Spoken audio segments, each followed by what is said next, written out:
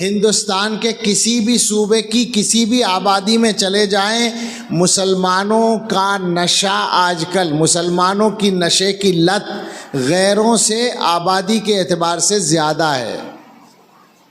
اور پہلے نشہ جاہل لوگ کرتے تھے، آوارہ لوگ کرتے تھے، آج کالجوں میں پڑھنے والے، یونیورسٹیز میں پڑھنے والے لڑکے بھی اور لڑکیاں بھی۔ اور حالات ایسے ہیں کہ مجھے میسج آیا ایک لڑکی کا کسی صوبے سے کہ آپ لوگ بڑے بڑے جلسوں میں جا کے تقریریں کرتے ہیں، ہمارے یہاں آ کر یہاں بھی کچھ سدھار کی فکر کیجئے، نشہ عام ہو گیا ہے لڑکیوں میں۔ میری بہن، وہ لڑکی لکھ رہی ہے کہ میری بہن نشے کی عادی ہو گئی اور اس کی وجہ سے اس کے ایک لڑکے سے غلط تعلقات ہیں۔ بہن کے بارے میں بہن لکھ رہی ہے مجبور ہو کر، اور یہ بھی ایک جگہ کا قصہ نہیں ہے، آپ مجھ سے زیادہ جانتے ہیں۔ بہت برا حال ہے، اور پھیلایا جا رہا ہے پلان کے ساتھ۔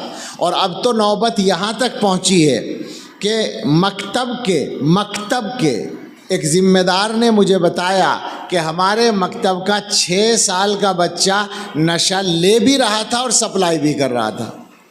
اس کے بارے میں شک ہوا، اس کی تلاشی لی گئی تو اس کی جیب میں بہت ساری پوڑیاں تھیں اور وہ خود بھی کھاتا تھا اور بچوں کو دے رہا تھا۔ اتنے چھوٹے سے بچے کو بھی شیطان کے نمائندوں نے استعمال کر ڈالا ہے۔